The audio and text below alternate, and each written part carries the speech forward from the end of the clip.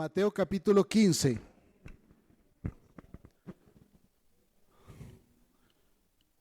Mateo capítulo 15. Versículos 21 al 28. Vamos a ver la historia de una mamá, lo que es capaz de hacer una mamá. Mateo 15, 21 al 28. Hermano Ricardo, Dios lo bendiga, bienvenido. Se andaba de paseo largo, visitó al hijo, estuvo en el extremo oriente y hoy está allá. Lo imaginaba todavía por allá, o por lo menos compartiendo con su hijo en Francia. Bueno, bienvenido, hermano.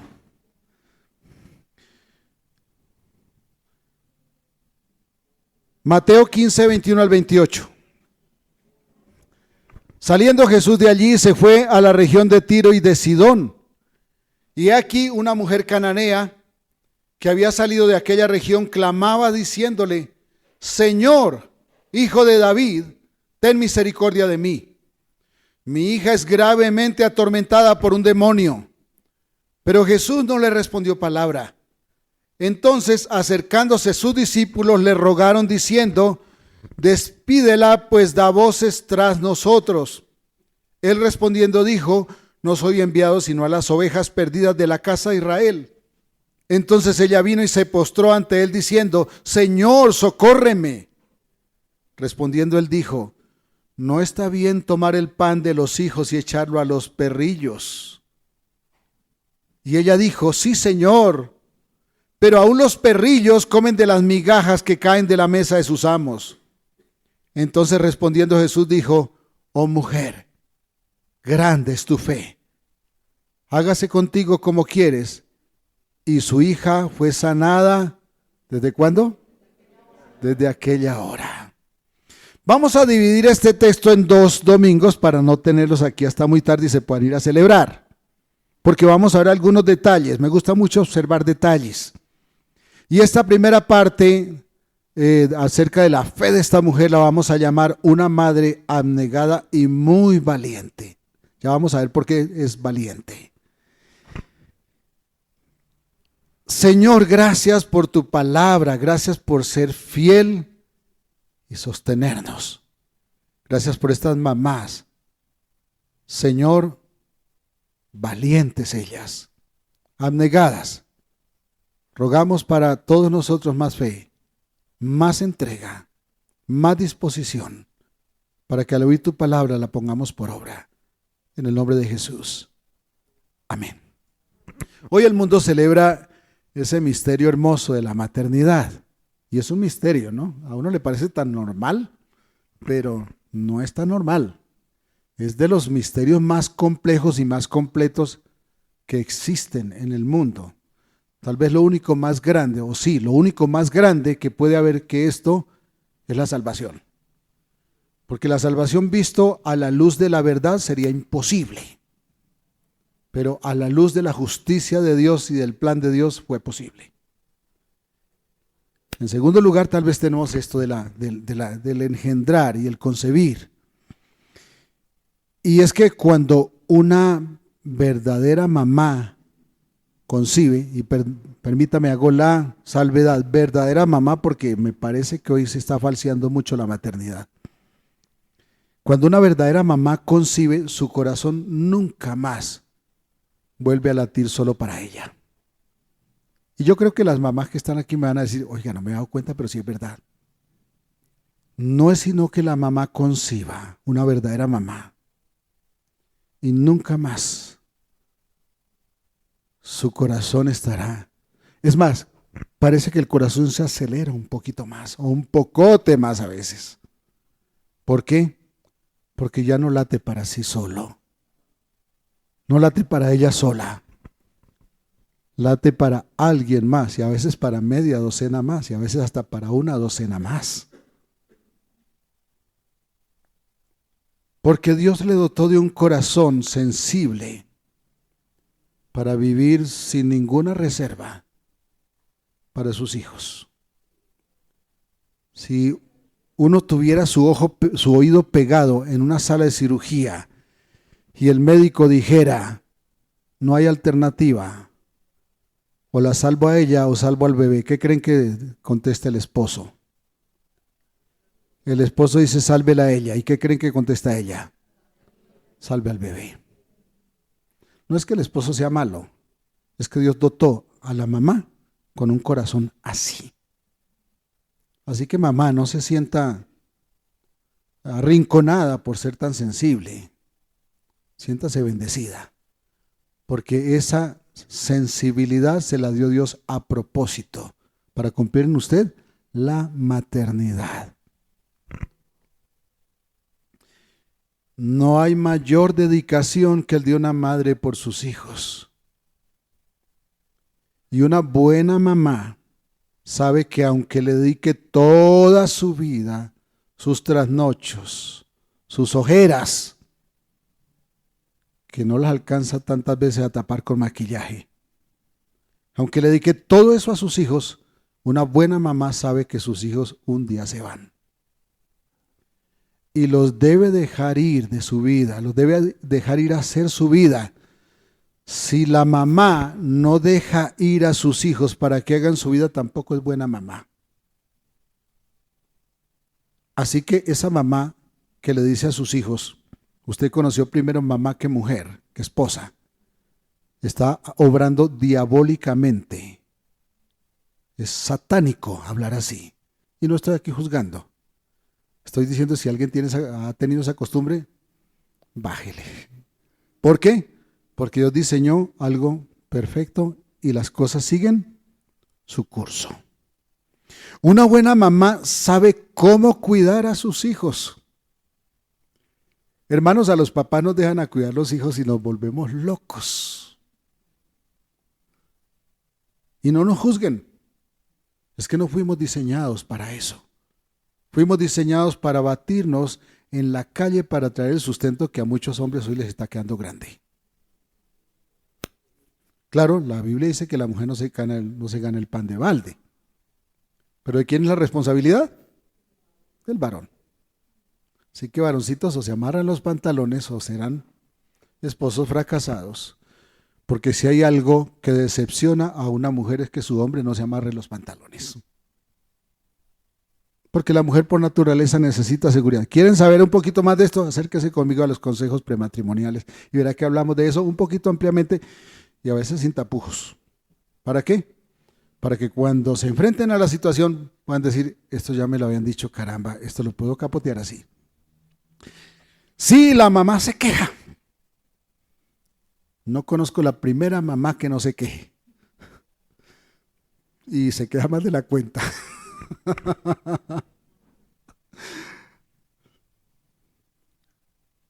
Por lo sensible que es. Pero mire, el papá se queja menos, pero abandona más fácil. La mamá se queja más, pero nunca abandona. Esa conexión es como si fuera un cordón umbilical físico allí. Es tan especial que mire lo que, no sé si usted había pensado en esto. El primer rostro y el último rostro que vio Jesús al encarnarse y al morir fue su madre. Y no estamos hablando de un hijo normal, estamos hablando de alguien que venía solamente a cumplir, que su madre solamente era el vientre para una encarnación. Sin embargo, cuando dije que solamente era, no estoy menospreciando la maternidad, porque sin embargo Jesús la vio como madre.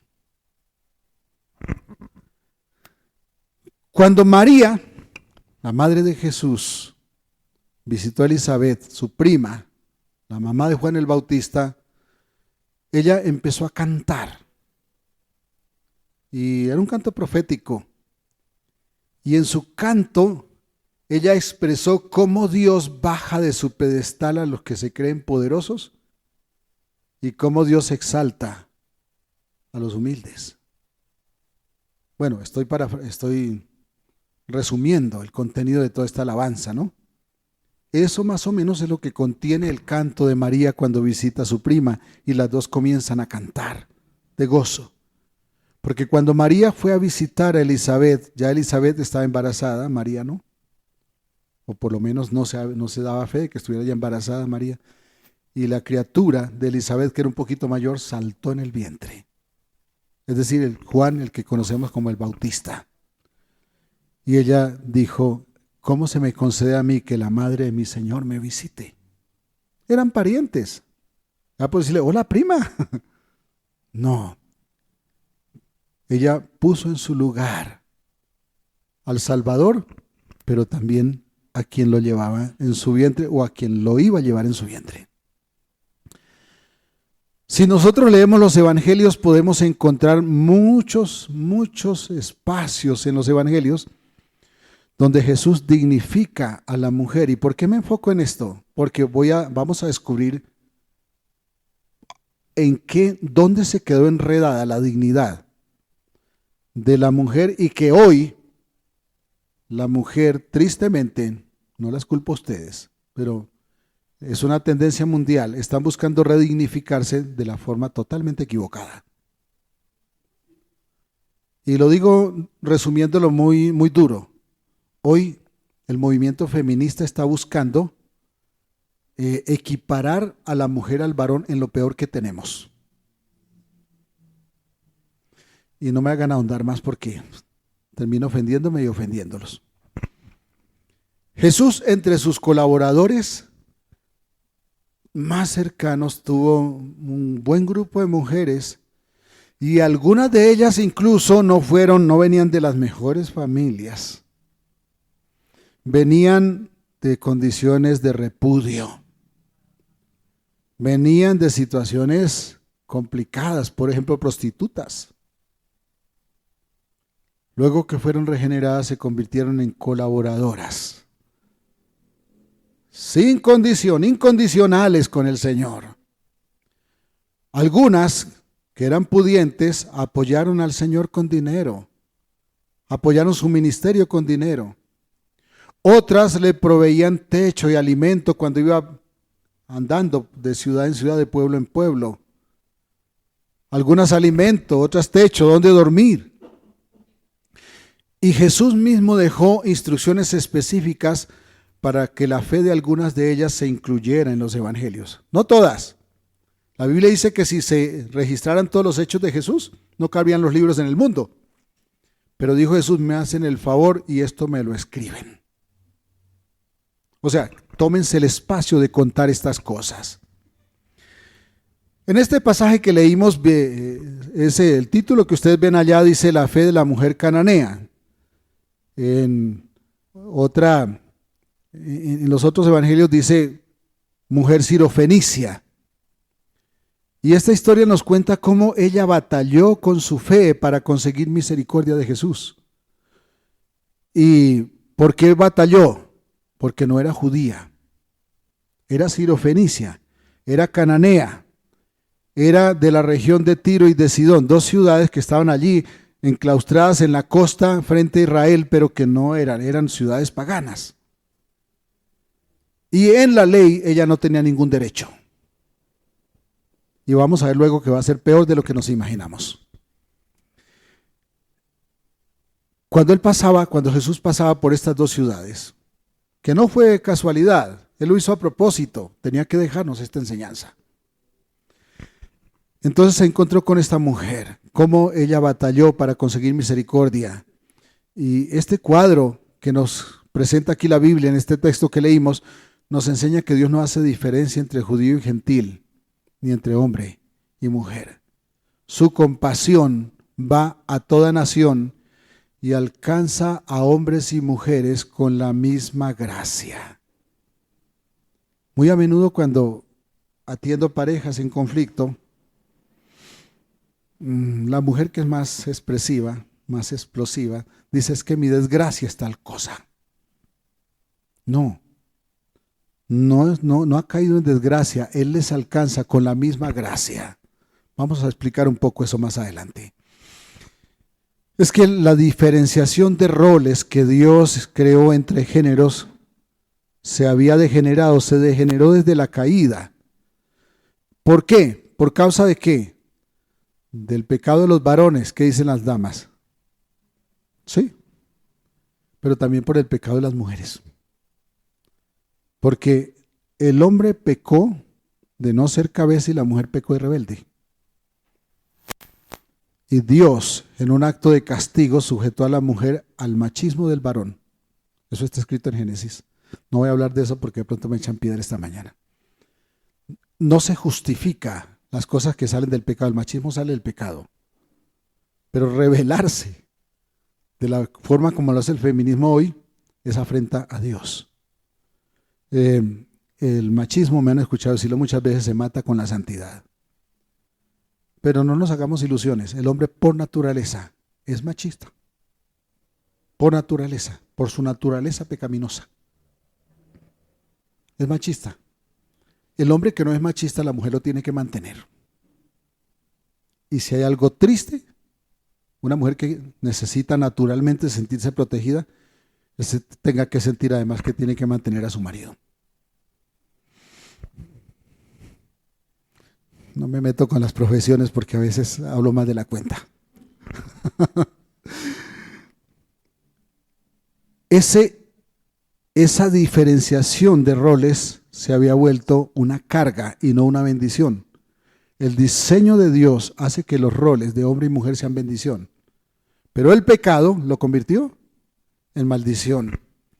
Jesús trajo salvación a la humanidad y en esa salvación no solamente dignificó al ser humano como cabeza de la creación, es decir, cuando Cristo viene a salvar, no solamente trae consigo la dignidad para la raza humana en general, es decir, no solamente nos reconecta con Dios, también Jesús en su proceso en la tierra dignificó a la mujer como ingrediente activo del plan de Dios para la familia y para la raza humana.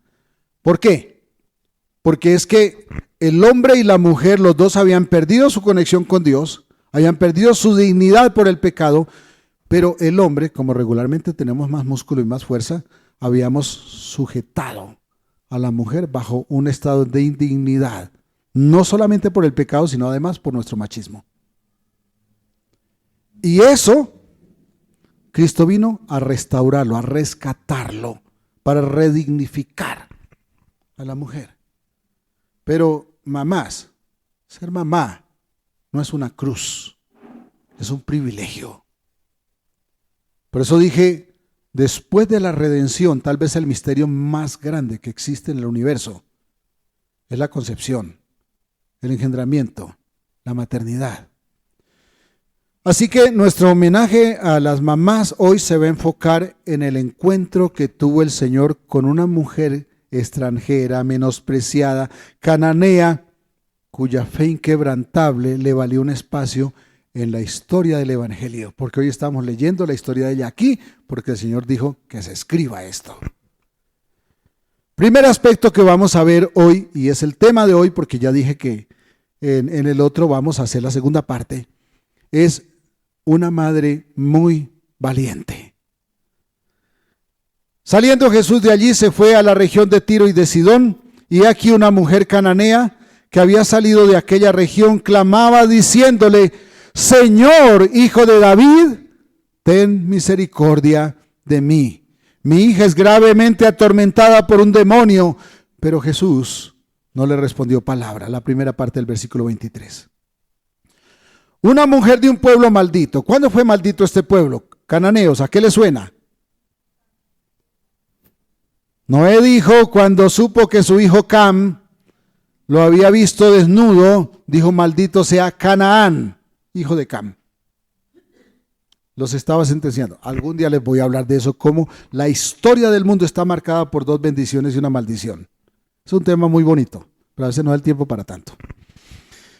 Y esta mujer, descendiente de un pueblo maldito, pide ayuda en público a un hombre.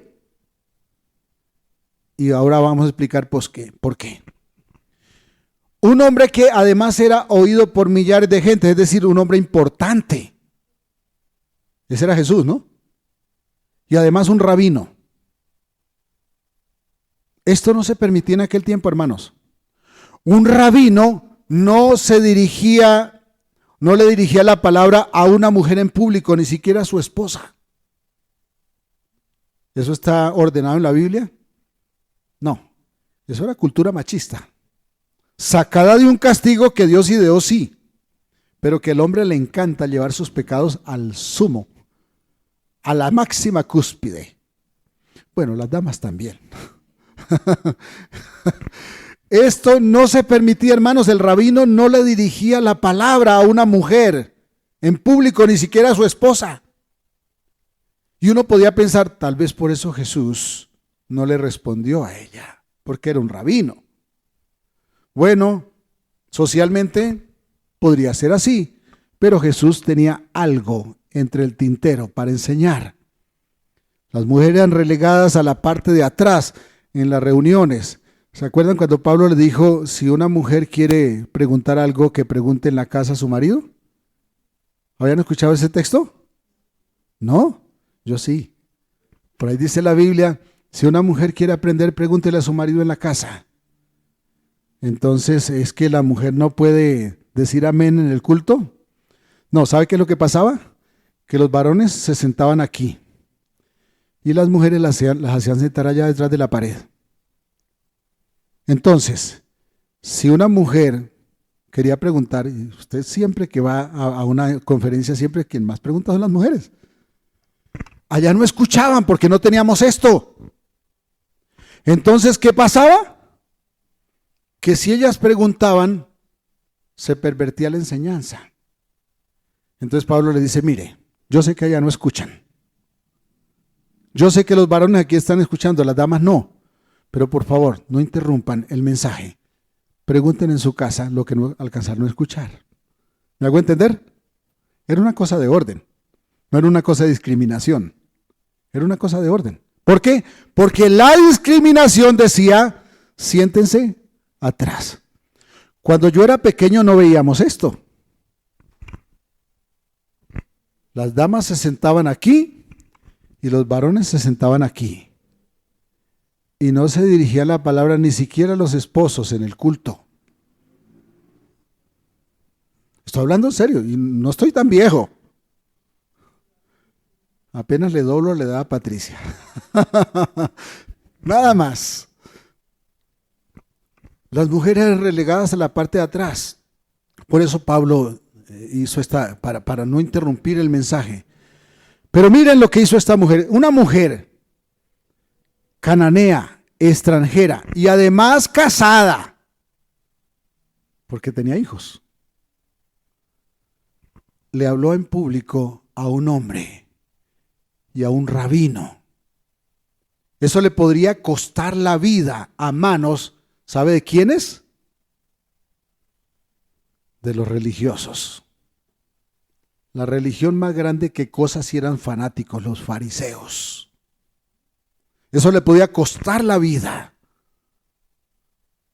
La acusaban ante el procurador romano, él les daba permiso y la ejecutaban con autoridad de la autoridad civil. Pero ella pide ayuda para evitar que su hija caiga en desgracia. Que decía, Señor, hijo de David, ten misericordia de mí. Pero mire el detalle que dice enseguida. Y Jesús no le respondió palabra. Como si él también la discriminara, ¿cierto? Entendemos que él daba una lección porque ya leímos la historia completa. Por eso leí la historia completa. Porque si no, todos se quedan, uy, Jesús tan machista, ¿no? No, él estaba urdiendo una lección. En el Antiguo Testamento encontramos muchos textos en que se exalta a las mujeres. Por ejemplo, el rey Lemuel, el texto que hemos leído hoy, allí en Proverbios 31, lo escribió el rey Lemuel. El rey Lemuel probablemente era un rey árabe que temía a Dios. O la tradición judía oral dice que era el mismo rey Salomón que le decían por apodo Lemuel. Eso no lo sabemos. Pero este rey escribe una exaltación magistral a la mujer virtuosa. Y el Antiguo Testamento exalta a muchas heroínas. Ustedes han escuchado a Ana, a Ruth, a Sara, a muchas otras. Pero cuando Cristo vino, la sociedad había caído en una depravación tan grande que la mujer ya ni siquiera se le permitía hablarle a un varón en público. que un rabino ni siquiera le hablaba a su esposa en público. Eso no se lo inventó Dios. Eso se lo inventó la sociedad machista. Entonces no era cosa de Dios, era cosa de la maldad del hombre. Todas las cosas que nos salen mal es cosa de nuestra maldad, hermanos. Eso no es cosa de Dios. Los rabinos no interactuaban en público con la mujer, no le enseñaban, y esta mujer se arriesga su vida pidiéndole ayuda al Señor por su hija. Era mujer y era gentil, y eso la relegaba aún más ante un rabino judío, es decir, era extranjera. Para un judío ella no valía nada. Por eso la llamo mujer valiente. Porque la pudieron haber asesinado por atreverse a hacer lo que hizo. Pero esta madre valiente deja claro lo que una buena mamá es capaz de hacer por un hijo. Ya les dije hace rato, sí, son las que más alegan, pero también son las que más aguantan. Además, el grito de esta mujer fue tal que Jesús oyó a la mujer en medio de la multitud. Bueno, los sonidos agudos se escuchan más fáciles que los graves, ¿cierto? Pero, ¿en cuántos seguían a Jesús? Multitudes. No se le podía acercar. ¿Cómo la escuchó? Gritó muy duro. Ustedes saben cómo es que se grita duro, hermanas. Ustedes saben. Aquí mi esposa suelta una palabra dura, ese gato marcha. Porque el gato cuando se pone calzón ella lo pone en su sitio. Señor, hijo de David, ten misericordia de mí y de mi hija, fue lo que en otras palabras dijo. Ten misericordia de mí y de mi hija. Mire, cualquier mujer llamaba Señor a un varón. Cualquiera. Pero cuando ella dice, además de Señor, cuando añade hijo de David, ya no está diciéndole Señor de cualquier manera. Está dejando claro que aunque no es judía, escúcheme bien, no es judía. Se supone que no practicaba la fe judía, ¿cierto? Pero cuando ella le dice Señor y le añade hijo de David, está diciendo yo también espero el Mesías. Yo también creo en el Mesías. Yo también espero mi Salvador. Y por eso está clamando para que su Salvador también sea su sanador. ¿Sabe que a veces se nos olvida eso? A veces vemos al Señor como nuestro secretario, ¿no? Y nos enojamos si no nos voltea a ver. ¿Qué fue lo que pasó aquí? Él guardó silencio.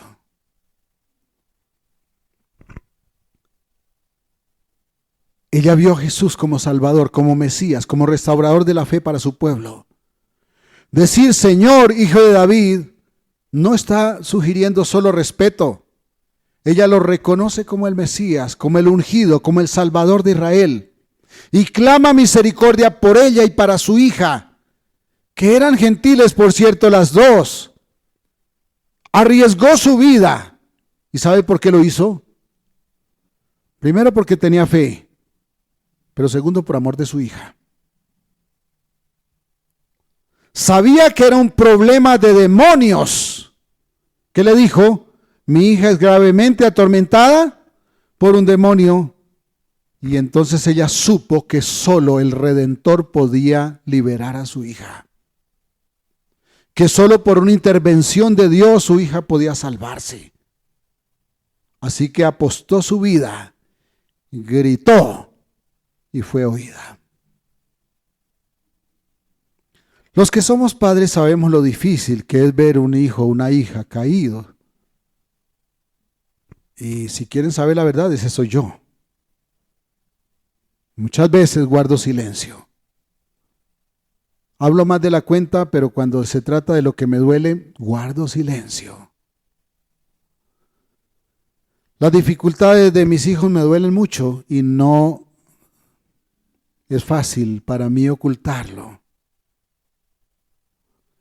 Tal vez algunos me juzguen por eso. pero son mis hijos. Y por ellos estoy dispuesto a más. Si me preguntan por qué, les voy a responder porque ellos todavía doblegan mi corazón. Sí, a veces no sé expresárselos. A veces pueden decirme, no, este papá como que está ausente. Pero mi corazón está partido.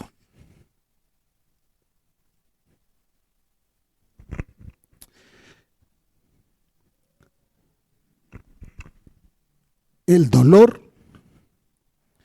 de un padre por sus hijos es muy grande.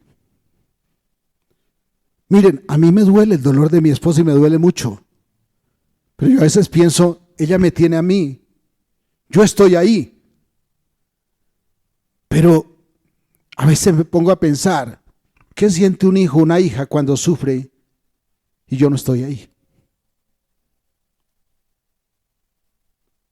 ¿Me estoy haciendo entender? No es que menosprecie el dolor de mi esposa, pero mi esposa comparte la misma cama conmigo. Yo puedo tocarla, puedo preguntarle en ese momento, ¿cómo está? ¿Cómo se siente? Pero a veces los hijos están al otro lado de la pared. Y la incertidumbre de no saber qué está pasando duele. ¿Cómo sería la impotencia que sentía esta mujer con semejante opresión por su hija? Pedí ayuda para ella y para su hija porque ella sufría demasiado por no poder ayudarla, estaba destrozada. Es lo mismo que algunos de ustedes sienten hoy por algún amado, tal vez por su hijo, tal vez por su hija, por su esposo, por su esposa, por su hermano, por su hermana. Pero hay buenas noticias. Usted y yo tenemos a quien pedir ayuda. Eso nos sostiene. Eso a mí me levanta. Hace poco le decía a un hermano, tenga mi corazón como esté mi corazón. Yo siempre me paro con una sonrisa en el púlpito. Porque si el pastor se derrumba media iglesia. Sí, un miembro de la iglesia puede derrumbarse y alguien va y le consuela. Pero si es el liderazgo el que se derrumba, se cae media iglesia, si no es que se acaba toda. La respuesta de Jesús, sin embargo, fue el silencio.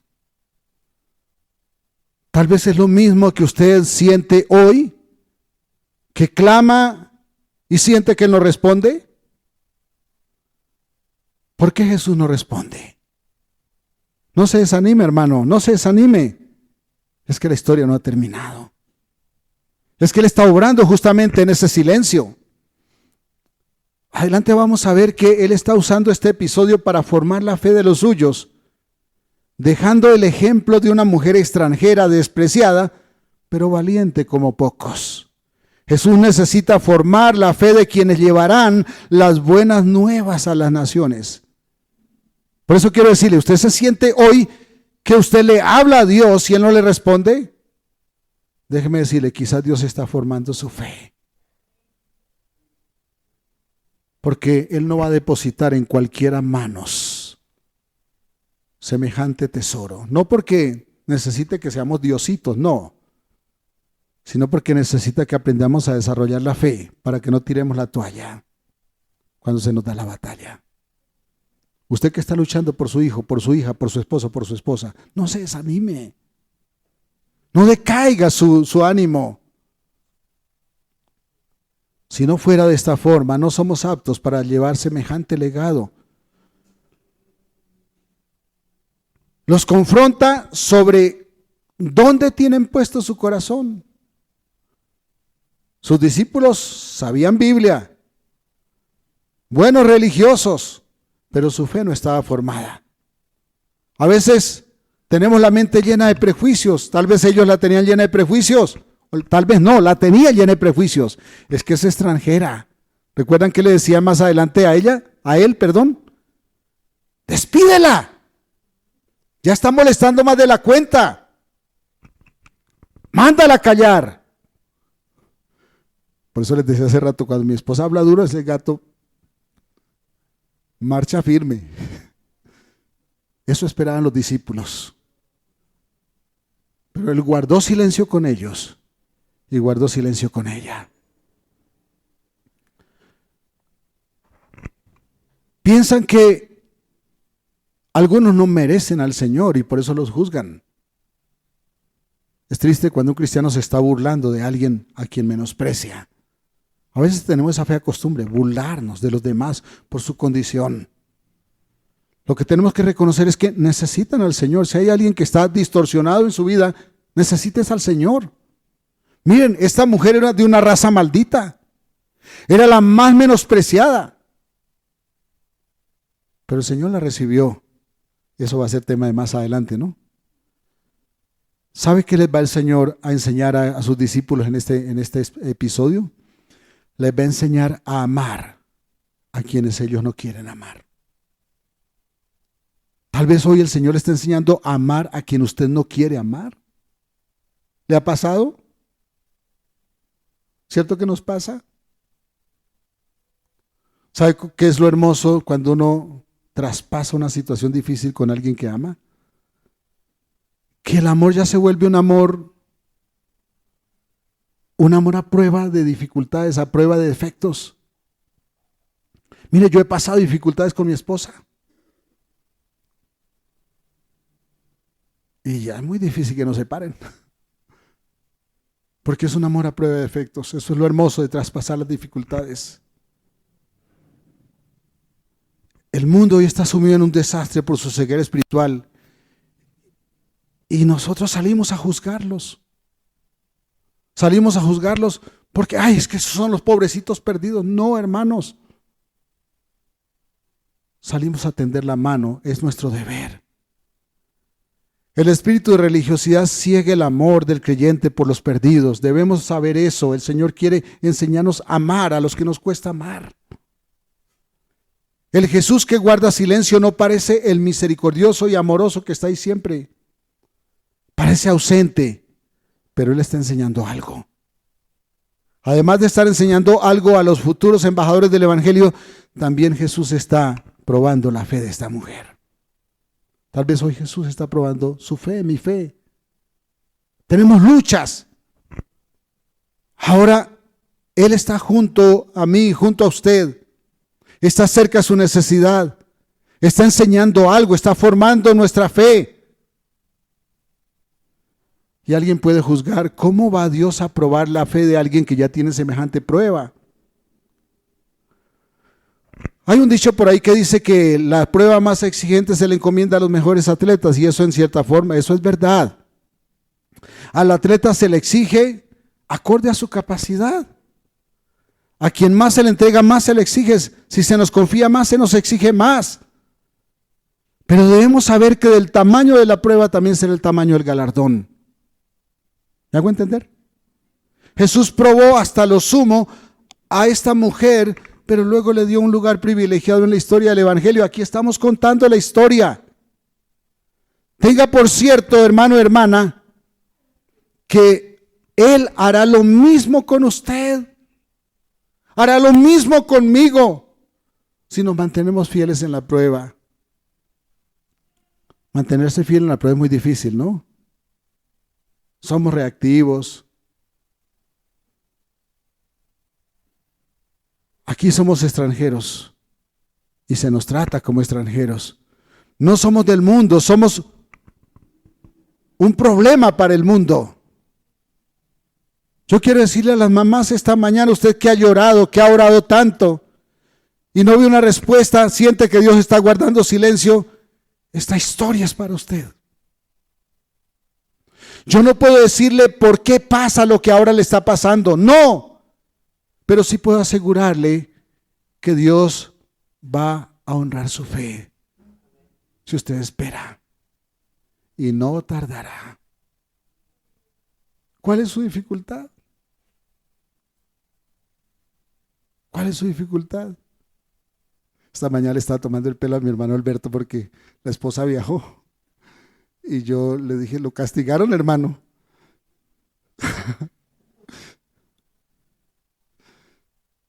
Él sabe que la esposa está disfrutando de un paseíto, pero cierto que hace falta. hace falta. A veces nos sentimos solos. Yo no me alcanzo a imaginar esa pareja cuando se va. Uno de los dos, ya después de muchos años de casados, y mirar al otro lado de la cama y eso esté vacío. Hermanos, a veces volteamos a ver y vemos silencio, pero ahí está Dios. Ahí está Dios.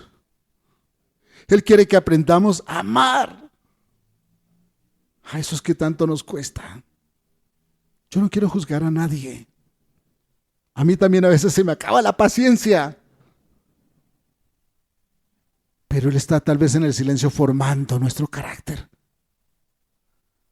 Bueno, en la segunda parte vamos a ver el desenlace de esta historia tan hermosa.